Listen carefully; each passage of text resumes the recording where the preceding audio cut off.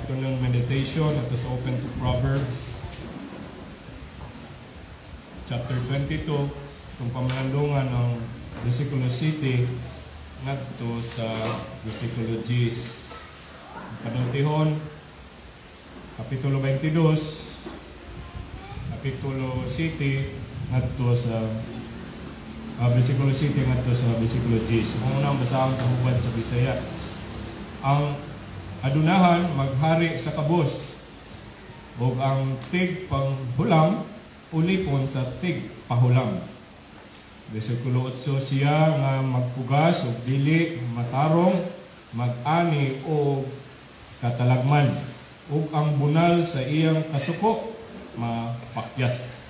Versikulo 9, siya nga manggihatagon panalanginan, kay nagpaambit siya sa iyang pan ngadto sa kabos.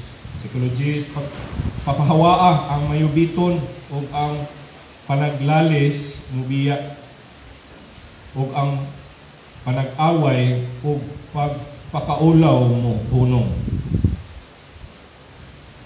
Saan ako sa English? New American Standard Bible, Proverbs 22:7. Then the rich rules over the poor, and the borrower becomes the lender's slave. He who sows iniquity will reap vanity, and the rod of his fury will perish. He who is generous will be blessed, for he gives some his food to the poor. Then drive out the scoffer, and contention will go out, even strife and dishonor will cease. So, kita nato sa verse 7, the rich rules over the poor. Mga gini gi-appoint sa Ginoo ning kalibutan, no? Mga gini tinuod nga mga dato ngayon mo dominaro diha sa mga kabos, no? The rich rules over the poor. Maayo na siya kung may pagpadala, no? May kasing-kasing ang rich, no? Pag-rule niya over the poor, pero di po maayo daw tan po kasing-kasing, no? Di po maayo ang epekto, no? Subo ng mga tauhan. When the borrower becomes the lender's slave, maulipon gid siya, obligado gid siya sa mga tigpahulam, no? Kaya nakahulaman siya niya sa tigpahulam, no? Mahimong gid siya ulipon, mapugos siya. So nanlan makugihon aron dili ka, no? Mapunta sa pagkaulipon sa usa ka tigpahulam. Verse 8, he who sows iniquity will reap vanity. Siya nga tig hugas o dautan, muani gayon og way pagkapulos.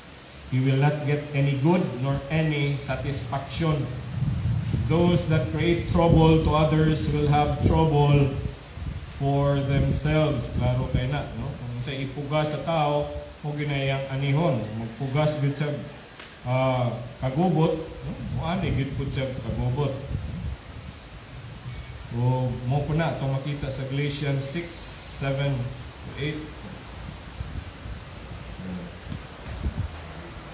Ingon ang Galatians 6:7-8, do not be deceived, God is not mocked, for whatever a man sows, this he will also reap.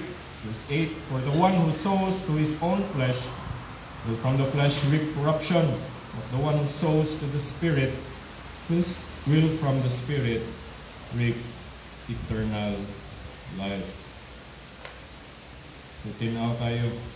Dayon ang kaduhang linya sa verse 8, and the rod of his fury will perish. He who sows iniquity will reap vanity, and the rod of his fury will perish. Aning abusado siyang gahom, no? Mayang gamiton sa iyang pag-relieve sa iyang kapungot, no? Dili gyud mo lungtad, mo pakyas gyud. It will fail, no? The abuse of his power will not last. The rod or the rod of his fury will perish.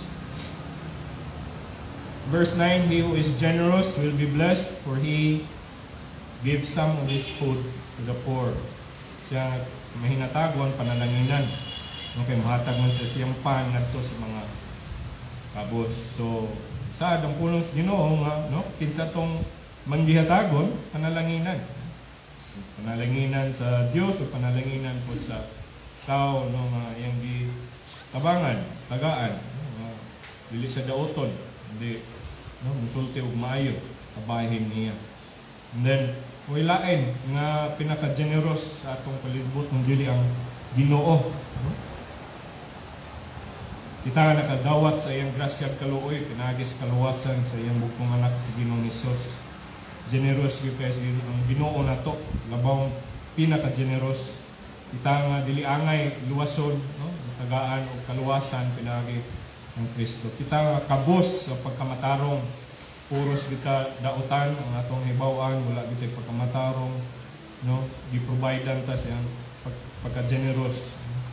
And therefore his people na nakabaton og grasya pinagis kaluwasan sa bukong anak sa Ginoong Hesus will bless the Lord for his generosity. No? So di nato nakalimtan ano yung pinaka-generous sa tanan ang Dios. Dili lang naghatag provide generous sa atong temporaryo nga panginahanglan labaw na sa labaw kinahanglan nato nga maluwas tagikan sa atong sala. Pinagi lamang sa pag-provide niya salvation through His Son Jesus Christ. Verse 10, drive out the scoffer and the contention will go out. Even strife and dishonor will cease.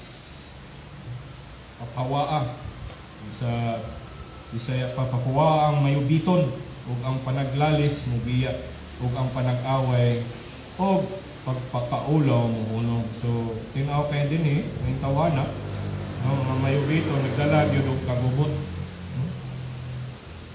Nagdala og kagubot ug walay kalinaw.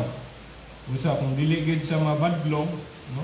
Mo gini remedyo ni aron makabaton og kalinaw, taliwala sa pamilya, taliwala sa iglesia, no?